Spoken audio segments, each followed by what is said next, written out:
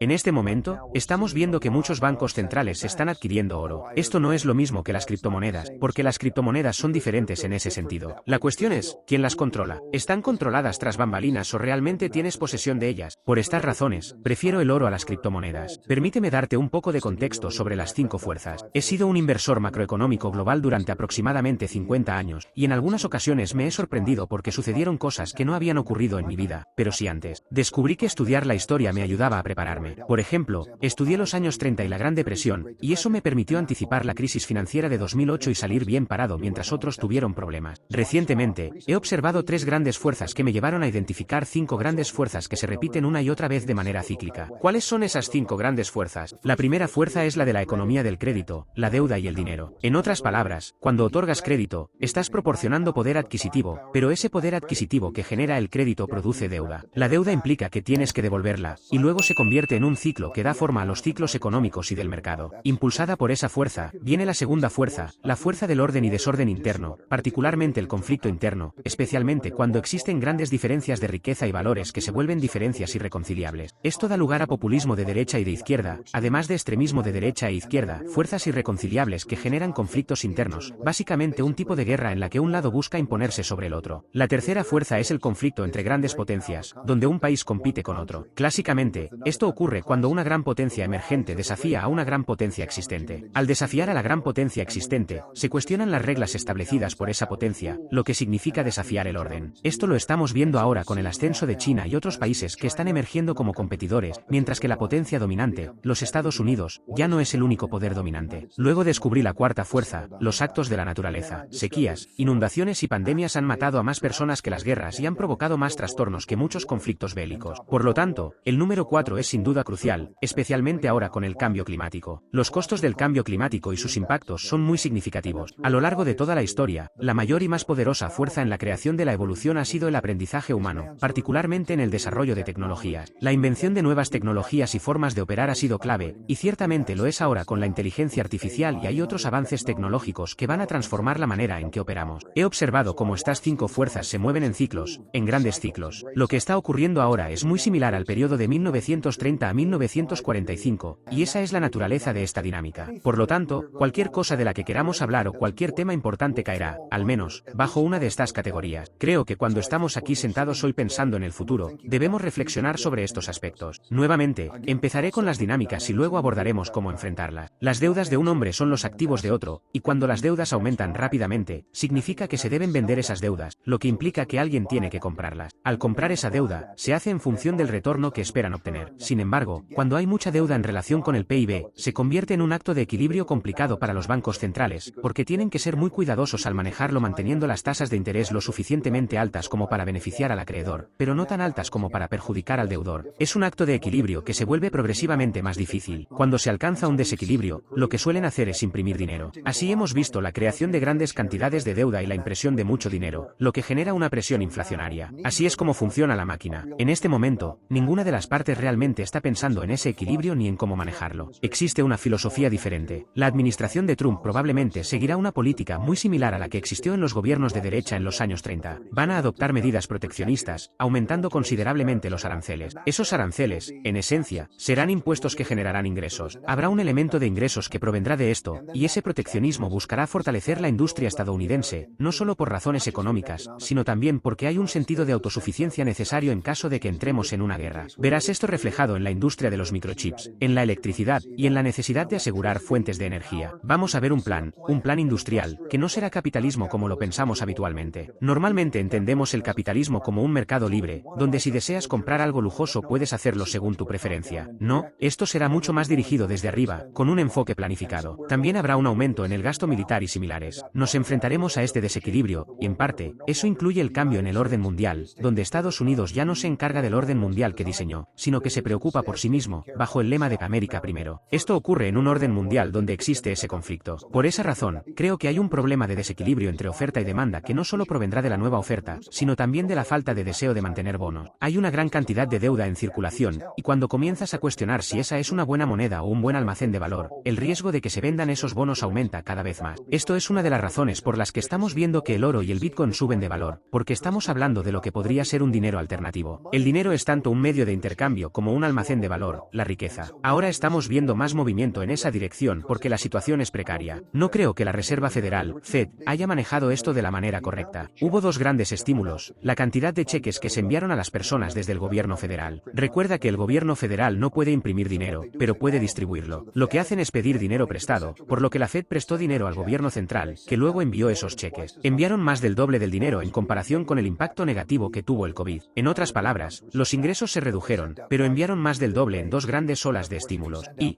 por supuesto, si envías más dinero con poder adquisitivo, creas un aumento en los precios, lo que genera la inflación que hemos experimentado. Creo que la gente está prestando atención, no solo a la palabra inflación como la tasa de cambio, sino también a los precios. Si observas los precios de prácticamente todo, en casi todos los lugares, dependiendo de donde estés, han aumentado significativamente. Los precios de la mayoría de las cosas están más altos, y eso se ha convertido en un problema político. Sí, creo que por dos razones fueron demasiado estimulativos. Fueron estimulativos en la primera ronda debido al COVID y tal vez dirían que no querían ser tacaños, querían asegurarse de que hubiera más que suficiente. Luego llegó la segunda ronda, cuando los demócratas y Biden fueron elegidos, y empezaron a hablar sobre la redistribución de la riqueza y la renta básica universal. Eso se aprobó en la primera ronda, y hubo otra gran ola de dinero. Esa combinación de la gran ola de dinero y la impresión masiva de dinero produjo los cambios de precios que hemos visto. Mi opinión sobre las criptomonedas sigue siendo prácticamente la misma que he articulado antes, y poseo criptomonedas, tengo algo de Bitcoin. La pregunta es la cantidad y qué tan atractivas son en comparación con el oro. Creo que existe algo así como el oro del hombre mayor y la criptomoneda del hombre joven. Pero lo más importante, ante todo, es tener representación, ya sea de uno o del otro. Idealmente, un poco de ambos debería estar en el portafolio. No seas tan fanático como para tener solo uno y no el otro, y preocúpate por el valor del dinero y cuál es tu dinero alternativo que no puede ser impreso. Ahora, al mirar las criptomonedas y su evolución con el tiempo, han surgido algunas cosas. En primer lugar, ya no tienen ese elemento de privacidad, todos pueden entender exactamente lo que son, y se pueden grabar fácilmente, lo que significa que los gobiernos pueden manejarlo con facilidad, por lo que no tiene el mismo elemento de privacidad. Hay un dicho que dice que el oro es el único activo que puedes poseer que no es la responsabilidad de otra persona, lo que significa que no dependes de nadie más, puedes poseerlo directamente. Además, el oro siempre ha sido una moneda de reserva a lo largo de la historia. Es la tercera moneda de reserva más grande, la primera es el dólar, la segunda el euro, la tercera el oro, y la cuarta el yen. Siempre es la moneda a la que se recurre en tiempos de incertidumbre. En este momento, estamos viendo que muchos bancos centrales están adquiriendo oro. Esto no es lo mismo que las criptomonedas, porque estas son diferentes en ese sentido. Con las criptomonedas, la cuestión sigue siendo, ¿quién las controla? ¿Están controladas tras bambalinas o tienes realmente su posesión? Por esas razones, prefiero el oro a las criptomonedas. Sin embargo, creo que lo más importante es reconocer el problema de si confías en los gobiernos. Y considero que confiar en que los gobiernos no imprimirán dinero para facilitar el servicio de la deuda no es la mejor estrategia. Es por eso que activos antideuda, como los bonos y otros similares, no son mi preferencia. Prefiero otros activos, pero diría que esto solo debería ser una parte del portafolio. No quiero exagerar con esa estrategia. Diría que si se considera como un diversificador dentro de un portafolio, tiene sentido. Creo que, particularmente, el oro es algo que, si observas cómo se comporta en relación con la inflación y también con las tasas de interés, muestra un comportamiento más comprensible que el Bitcoin. Bitcoin tiene un aspecto más especulativo debido a su suministro limitado, pero si lo analizas, es un diversificador efectivo para un portafolio. Si tomas la mayoría de los otros activos como acciones, bonos, bienes raíces y similares, generalmente tendrán buenos momentos y les irá bien. El oro, en cambio, actúa como un diversificador, lo que en realidad reduce tu riesgo al incluirlo en el portafolio. Una asignación de entre el 10% y el 15% del portafolio, a lo largo de mi vida, ha demostrado ser efectiva. Siempre que me he visto sorprendido, me he dado cuenta de que era porque las cosas que ocurrieron no habían pasado en mi vida, pero sí muchas veces en la historia. Creo que estamos en ese tipo de entorno ahora mismo, un cambio en el orden mundial. Los cambios son algo que debemos entender. Por esa razón, estudié estos cambios a lo largo del tiempo. Existen 5 fuerzas principales. 1. La fuerza del mercado de dinero y deuda. El crédito genera poder adquisitivo. Ese poder adquisitivo hace que las cosas suban, pero también produce deuda, lo que genera un ciclo. Experimentamos esos ciclos, y esa es la primera fuerza. 2. La fuerza política interna. Continúa con la segunda fuerza, según lo necesites. Y el orden social, la izquierda, la derecha, el capitalismo,